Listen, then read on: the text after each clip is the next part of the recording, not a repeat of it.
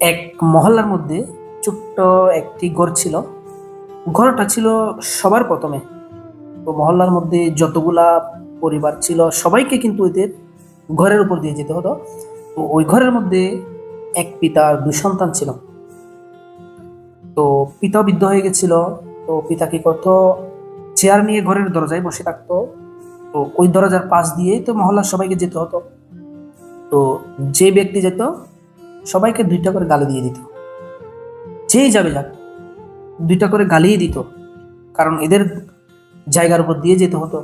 বিদ্যা একদিন অন্তিম শ্বাস নিচ্ছিল, সেই মুহূর্তে বিদ্যার দুই সন্তানকে ডাকলো, একে বলল যে আমি তো মারা যাব, কিন্তু আমি মৃত্যুর পরে তোমরা এমন কিছু কাজ করবে যাতে মানুষ বলে যে এই লোকটি ভালো ছিল।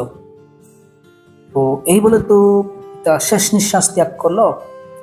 তো শেষ নিঃশ্বাস ত্যাগ করার পরে এখন দুই ভাই টেনশনের মধ্যে পড়ে গেল যে সারা বছর তো আমরা দেখলাম পিতা চেয়ার নিয়ে ঘরের দরজায় বসে থাকতো, যেই মহল্লার মধ্যে লোক যেত সবাইকে দুইটা গালি দিত। এখন মানুষকে কেমনে আমরা বলবো, মানুষের মুখ দিয়ে কেমনে আমরা বের করব যে এই লোকটা ভালো ছিল। এখন দুই ভাই তো টেনশনের মধ্যে পড়ে গেল। তো চিন্তা করতে করতে দুই ভাই একটা উপায় তো বেরই করলো।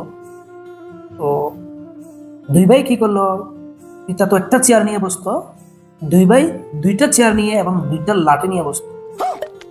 তো মহল্লার উপর দিয়ে যে লোকগুলো যাইতো লাঠি দিয়ে দুইটা পিঠের মধ্যে জোরে জোরে বাড়ি দিত। বাড়ি দেওয়ার পরে লোকজন বলতো যে তোদের থেকে তোদের পিতা অনেক ভালো ছিল।